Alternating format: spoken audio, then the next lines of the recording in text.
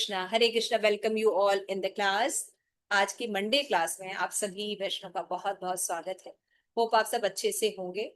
Summer vacation शुरू हो चुका है और पुरुषोत्तम मास भी अपने एंडिंग समय पर है। एक बहुत ही सुंदर कैंप किया जा रहा है, वो है नरसिंहा कैंप। तो सारे लोग अच्छे से पार्टिसिपेट कीजिए, रजिस्ट्रेशन करिए और हैव अ गुड फन। है ना, हम लोग स्पिरिचुअल फन करेंगे जिसमें हम तरह तरह की चीजों को सीखेंगे और भक्ति को कैसे अपने जीवन में इंक्लूड कर सकते हैं, तो वो हम उसको देखें। ठीक है। सारे लोग श्री सखी ग्रुप में भी जो लोग आना चाहें वो लोग गेस्ट अपीयरेंस में आ सकते हैं, साड़ी पहन के विद तिलक।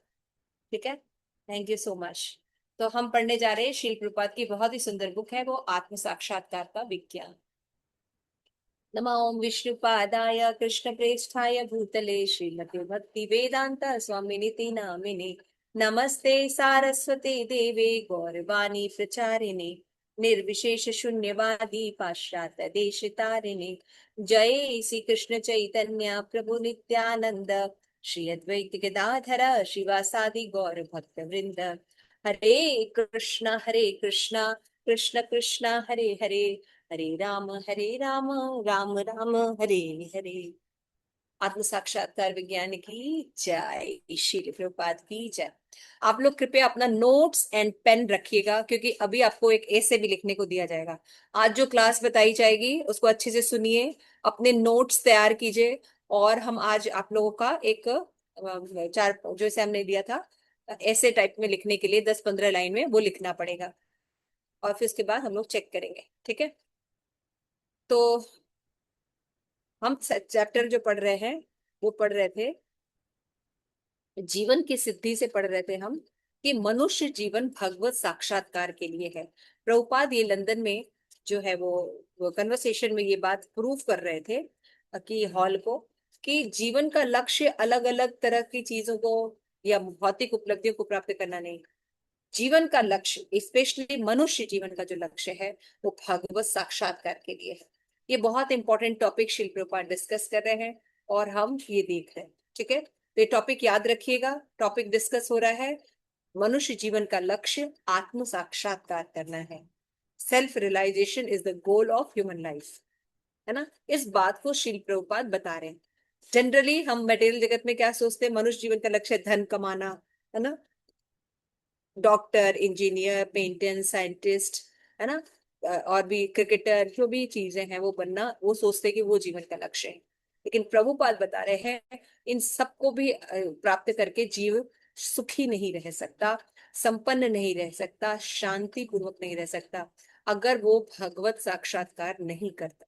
क्योंकि मनुष्य जीवन का लक्ष्य है ये जानना कि भगवान कौन है। It is very important.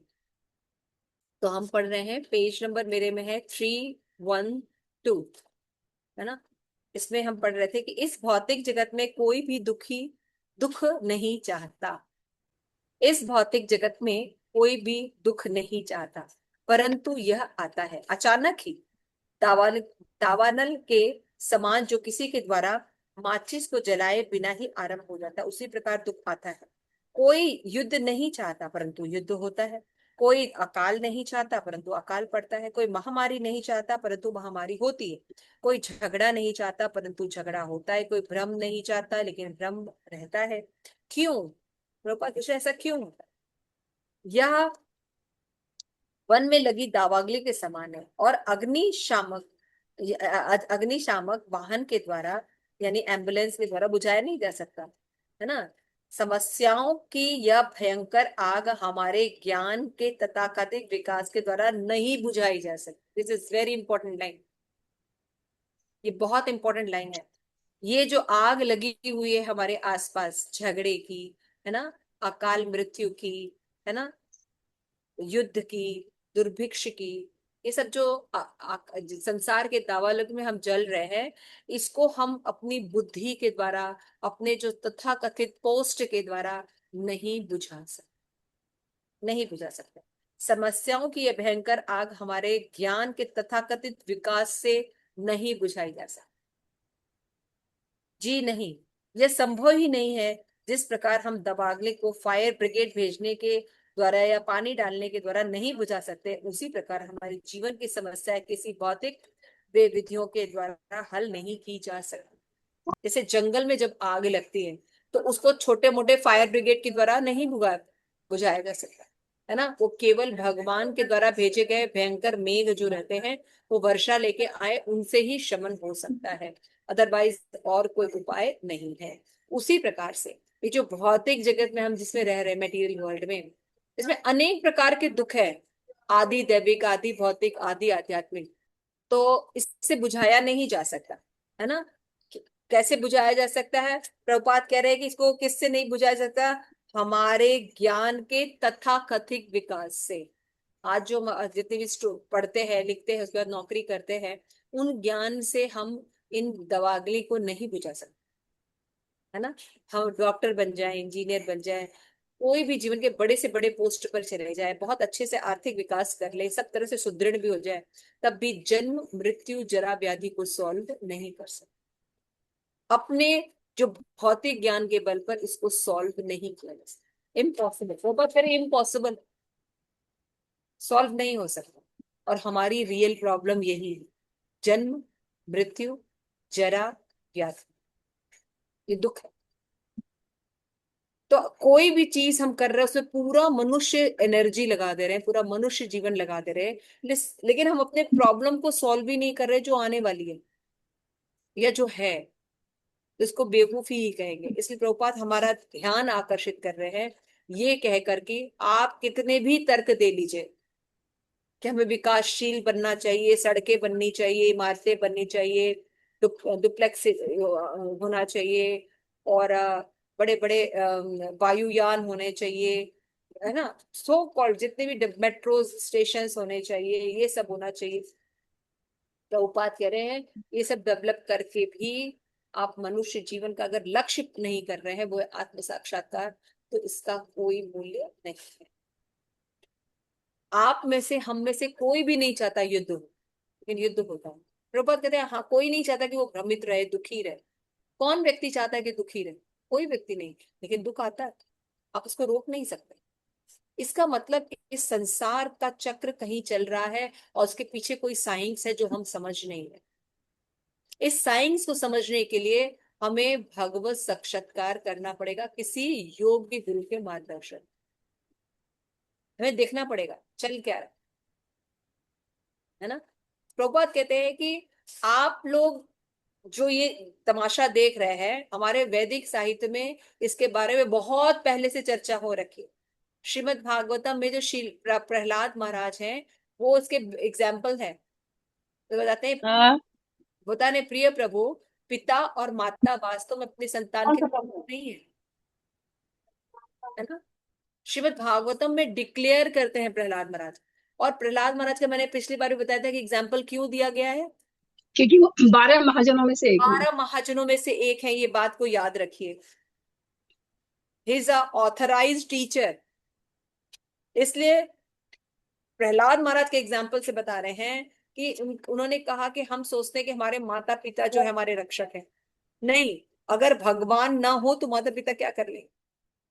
माता पिता अपने संतान की देखभाल करते हैं, ये उनका कर्तव्य है, परंतु वे संतान के परम रक्षक नहीं है। जब प्रकृति का नियम शिशु को वापस बुलाता है, तो पिता माता उसकी सुरक्षा नहीं कर सकते। माँ की गोद में भी बच्चा मर जाता है, माँ को बचा लेना चाहिए, नहीं नहीं बचा सकते माता पिता।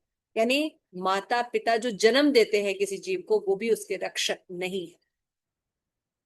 इसलिए हमें ये बताया जाता है कि प्राय यह तथ्य माना जाता है कि पिता और माता अपनी संतान के रक्षक है, परंतु वास्तव में तथ्य नहीं है। This is not the reality.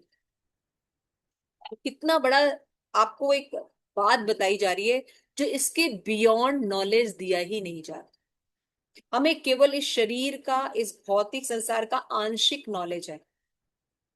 वास्तविक नॉलेज हमें वैदिक संस्कृति में मिलता है। हम हैं कौन, ये सारा चीज क्रिएट, अभी हमने श्रीमद् भगवत गीता पढ़ा, उसे भगवान बोलते हैं वो जो पुरुषोत्तम पुरुष है वो मैं, मुझसे ही सारी चीजें होती हैं।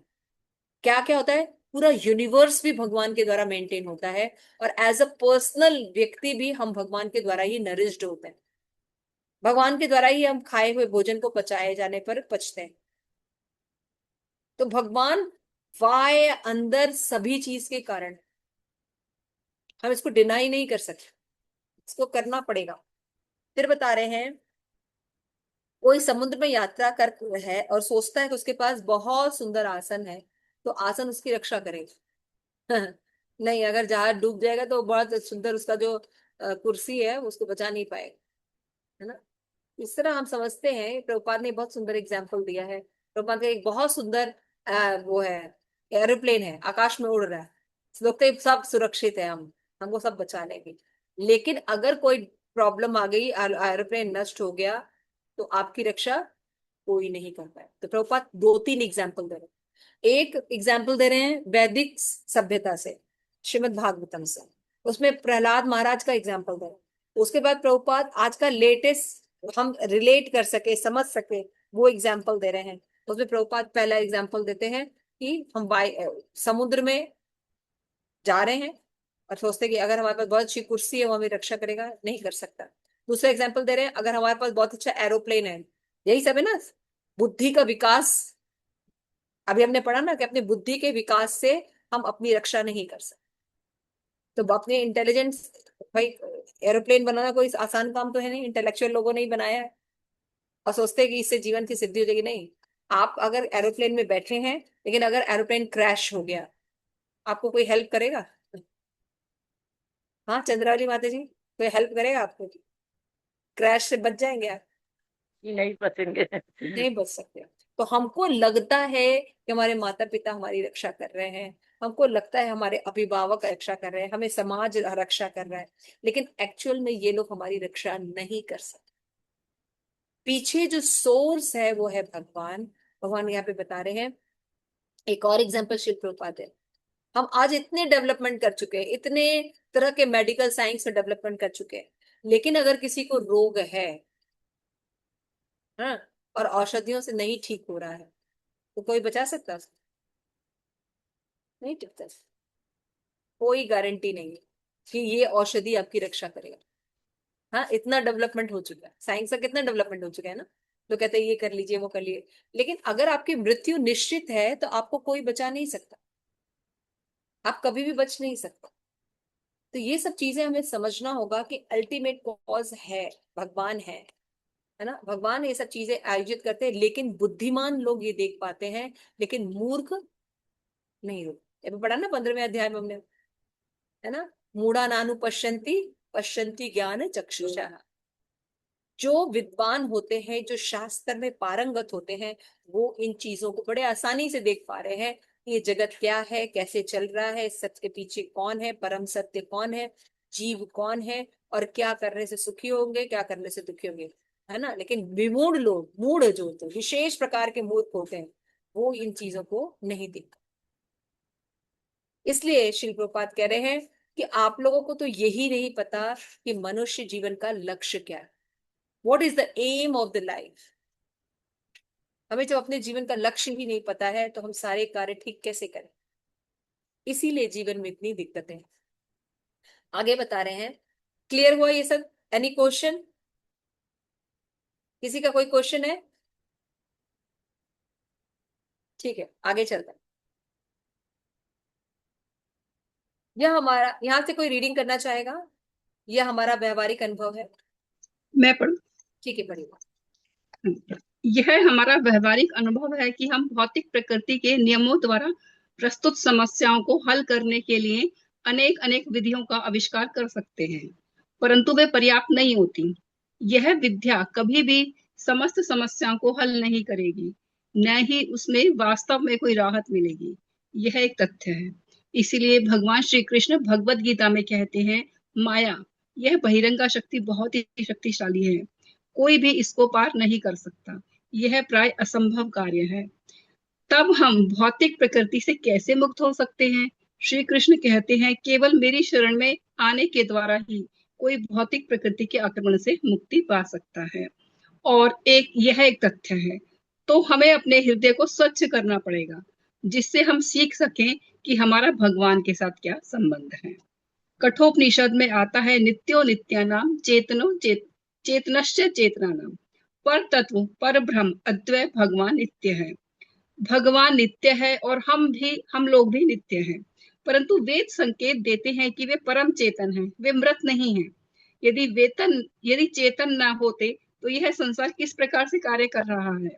भगवत गीता में भगवान श्री कृष्ण कहते हैं कि मेरी अध्यक्षता में प्रत्येक वस्तु क्रियाशील है। बाइबल में भी आता है कि भगवान ने सृष्टि की है।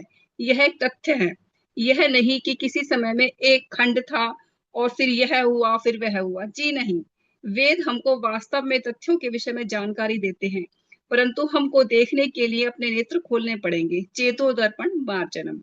हमें अपने हृदय को स्वच्छ करने की यही विधि है। जब हम अपने हृदय को स्वच्छ कर लेते हैं तब हम उसे समझ सकेंगे। और जो श्री कृष्ण और वेद कहते हैं, हमें शुद्ध बनने की आवश्यकता है।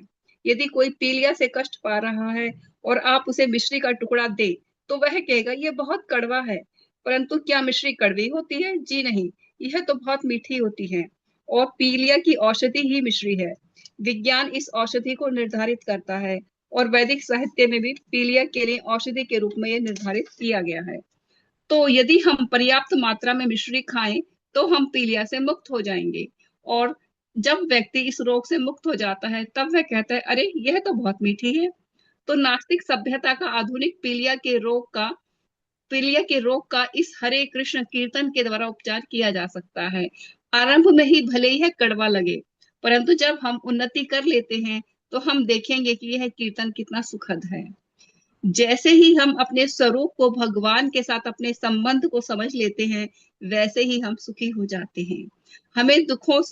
हम दुखों से इतने पूर्ण हैं क्योंकि हमने इस भौतिक जगत को अपनी पहचान मान लिया है, इसलिए हम दुखी हैं।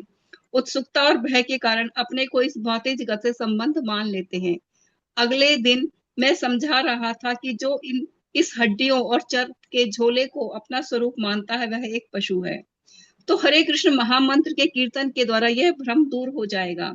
हृदय स्वच्छ हो जाने का अर्थ यह समझा जाना है कि इस भौतिक जगत में नहीं है।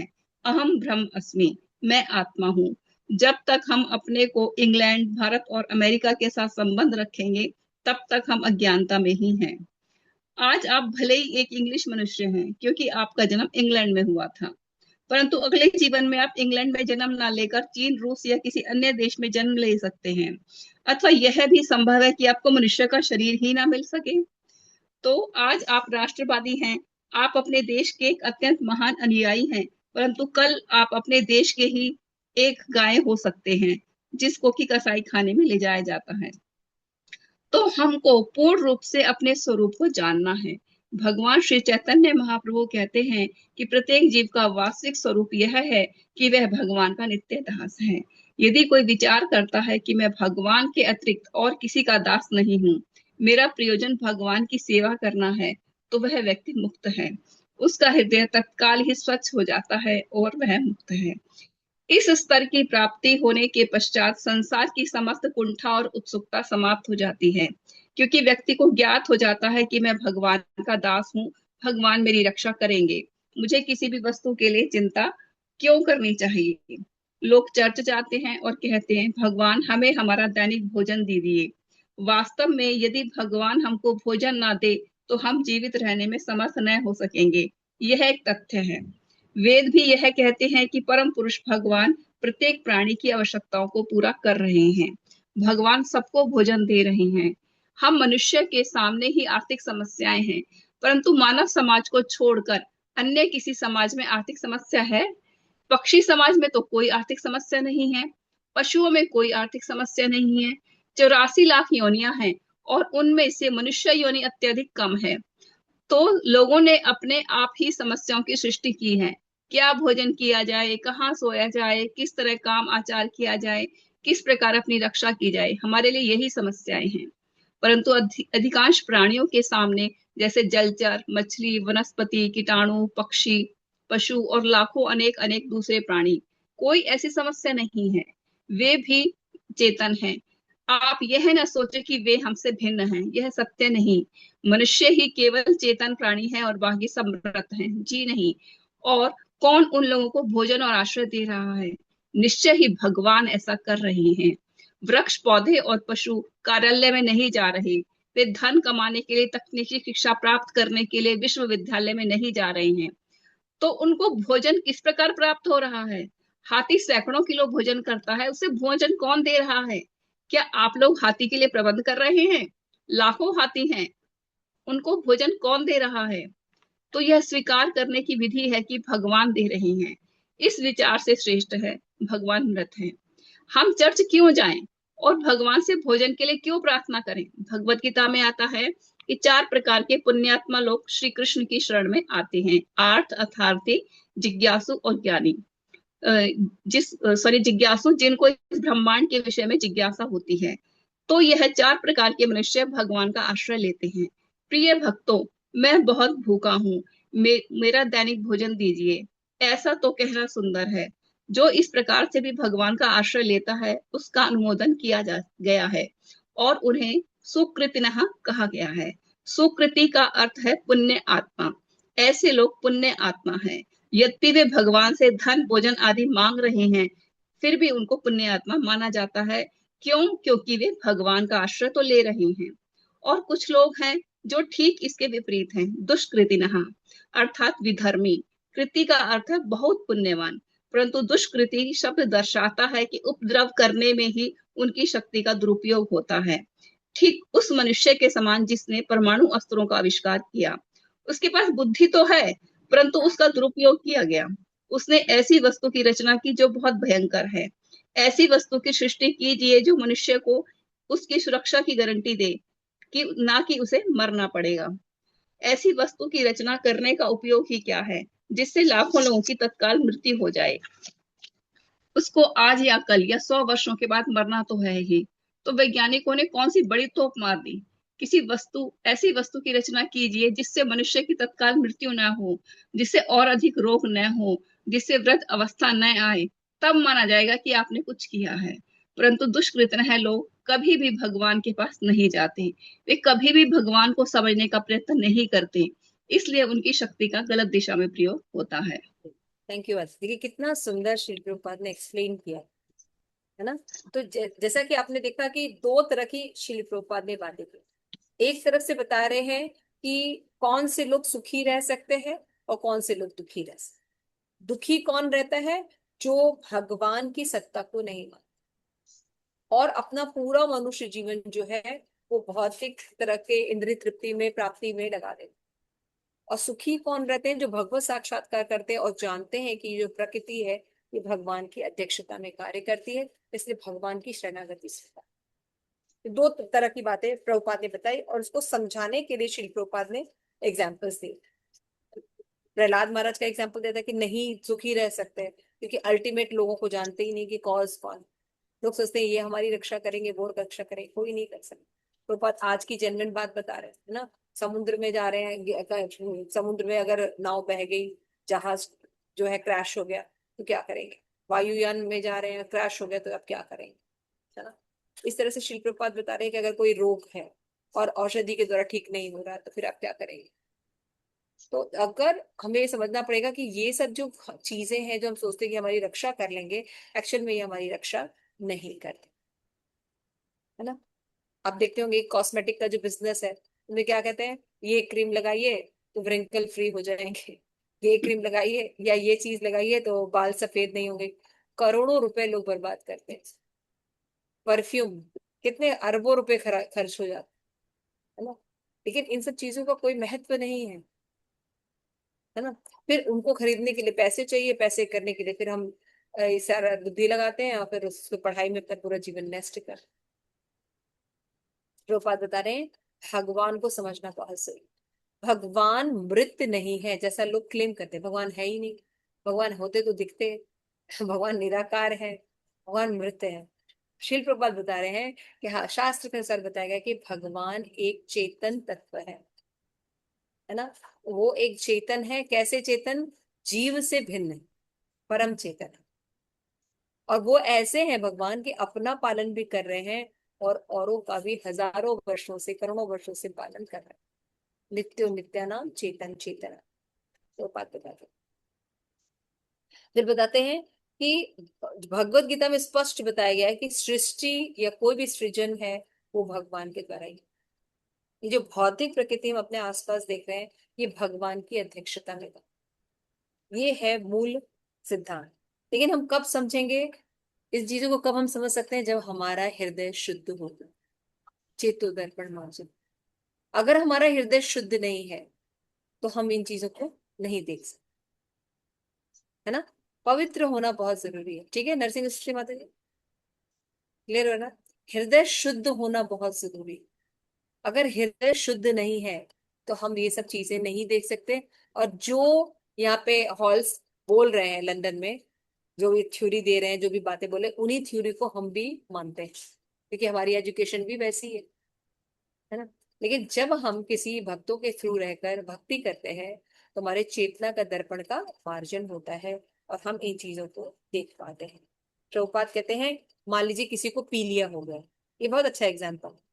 किसी को पीलिया होगा, उसको मीठी चीज नहीं समझ में आएगी, लेकिन क्या गुड़ जो है या चीनी जो है वो कड़वा हो गया? नहीं। उस व्यक्ति को रोग हुआ इसलिए उसको समझ में नहीं आया। ठीक यही चीज जो है भौतिक जगत के ग्रस्त लोगों को के साथ होती है ना। कलमश से युक्त होने के कंडीशन है, कंटैमिनेटेड स्टेज में है, इसलिए उनको जो चीजें हैं वो समझ में नहीं आती। भगवान की भक्ति जो है फीकी लगती है, बेकार लगती है ना। लेकिन प्रभुपाद कह रहे हैं, जो औषधि शुरू में कड़वी लगे और बाद में मीठी मीठा रिजल्ट दे अमृत के समान, उसको उसको कौन सा सुख बोलते हैं? सतोगुणी। सतोगुणी सुख। वेरी गुड, सतोगुणी सुख बोलते। तो जो औषधि हरि नाम लेना, सबरे मंगला आरती उठना बड़ा जहर लगता है, लेकिन क्या है इनका महत्व है।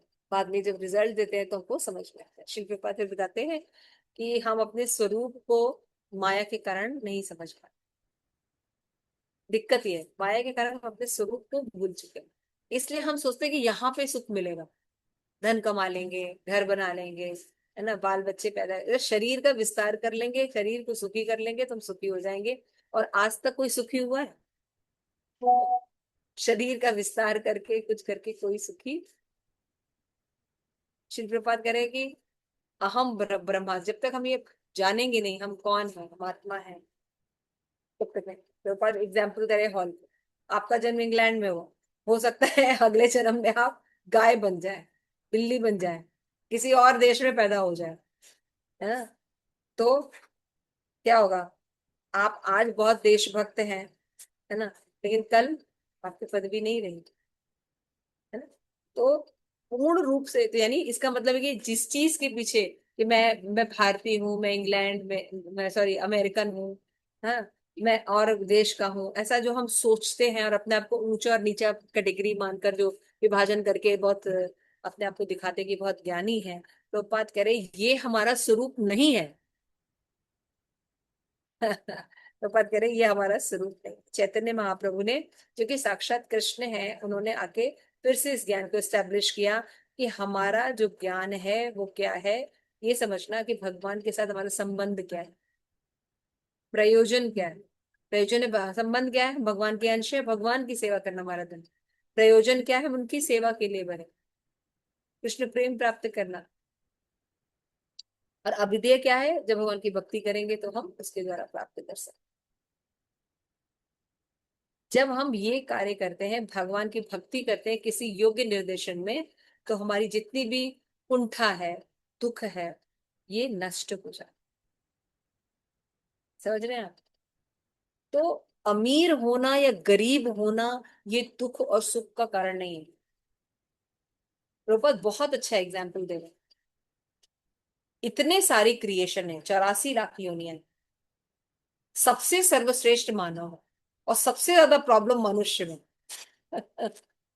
है ना। आर्थिक समस्या प्रभुपाद कह रहे हैं किसी और योनि में नहीं है, है ना। लेकिन मनुष्य जो सर्वश्रेष्ठ है, सबसे बुद्धिमान है, उसके पास आर्थिक समस्या। जो हाथी है ना, जंगल में इतने हाथी, प्रभुपाद कह रहे हैं उनको खिलाने के लिए आप व्यवस्था करते हैं? कौन व्यवस्था कर? वो तो पक्षी हैं, कौन से स्कूल कॉलेज में जाके नौकरी कर रहे हैं? क्या उनको भोजन नहीं मिल रहा है? क्या उनको आवास नहीं मिल रहा है? क्या उनको चीजें नहीं मिल रही हैं उनके सर्वाइवल के लिए? लेकिन हम लोग ने जबरदस्ती प्रॉब्लम क्रिएट की है। क्या क्या प्रॉब्लम क्रिएट की है प्रभुपा देते हैं, हम क्या भोजन करें। ये समस्या आज लोगों की घर में हो गई है ना। समर वेकेशन वाले में सब बच्चे यही प्रॉब्लम है, क्या भोजन करें, कहाँ सोएं, हाँ? तो गोवा में जाके सोए कि स्विट्जरलैंड में जाके सोए कि अमेरिका में जाके सोए, हाँ? कौन से काम करें, क्योंकि ये सब हमने जबरदस्ती अपनी प्रॉब्लम बना के रखी है और उसी के पीछे लगे हुए। बाकी किसी योनि मतलब में, ना जैसे हमने अपने जीवन को ना टिपिकल बना लिया है, नेसेसरी हाँ, बहुत ज्यादा। अब हमारे पास ऐसा नहीं है, हमारे पास खाने के लिए है, पहनने के लिए सब कुछ है, लेकिन हमने जबरदस्ती जबरदस्ती से प्रॉब्लम बना सकती। प्रॉब्लम कब आ रही है, जब हम नेचर के विरुद्ध में काम कर रहे हैं, है ना। जो भी नेचर प्रकृति भगवान ने बनाया, अगर उसके अकॉर्डिंग आप रहिए तो आपको कोई समस्या नहीं, अपने नेचर के हिसाब से रहिए। बाकी योनि में समस्या इसीलिए नहीं कि वो नेचर के हिसाब से रहता है।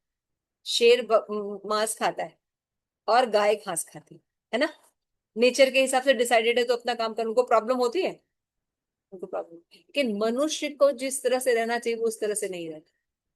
मनुष्य जीवन भगवत साक्षात्कार के लिए बिना उसके लिए वो नहीं रहता है, बल्कि वो अनेक अनेक आर्टिफिशियल प्रॉब्लम क्रिएट करके उसमें झूठ मूठ कर होता रहे, और इतना उत्कृष्ट जीवन जो है वो नष्ट कर, है ना। जबरदस्ती हमने प्रॉब्लम बनाई। इसलिए प्रभुपाद कह रहे हैं कि स्वीकार करना होगा कि भगवान को जानना या भगवान की भक्ति करना ये श्रेष्ठ विचार है,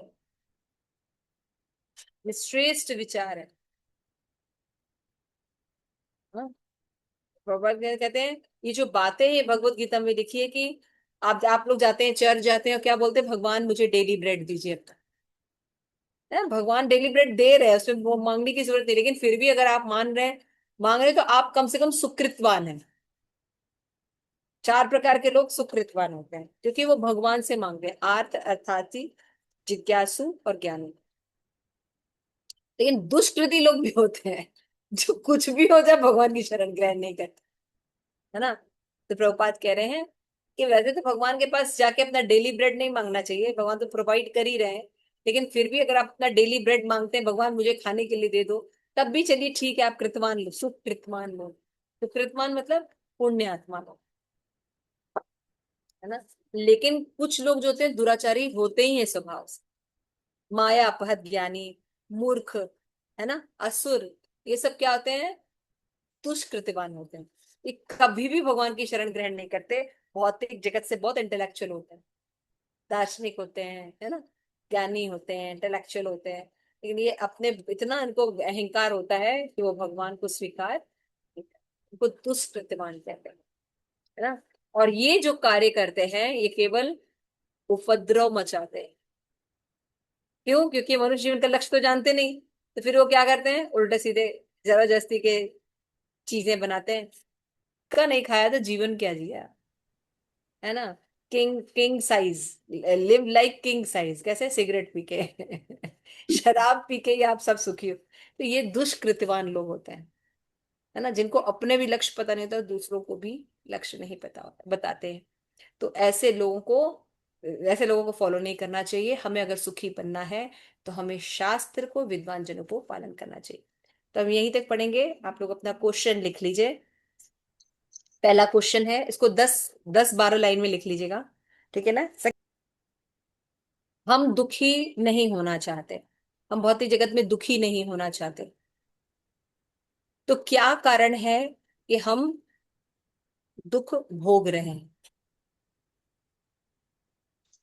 और कैसा दुख है, संसार दावल,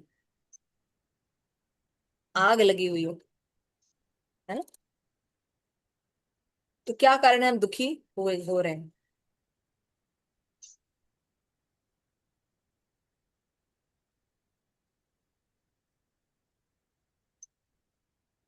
ठीक है, पहला प्रश्न समझ में आ गया। पहला प्रश्न है, हमारे जो भौतिक दुख है, भौतिक जगत में जो दुख है, जो दावने की लगी है, उसका कारण क्या है, मुख्य कारण क्या है। ठीक है। दूसरा क्वेश्चन ये है, वास्तविक रक्षक कौन है, हमारा वास्तविक रक्षक कौन है। शील प्रभुपाद ने किसका एग्जाम्पल दिया है, कोई 3 एग्जाम्पल्स बताइए। अन्य योनियों में, अन्य योनियों में आर्थिक समस्या क्यों नहीं है? अन्य योनियों में आर्थिक समस्या क्यों नहीं है?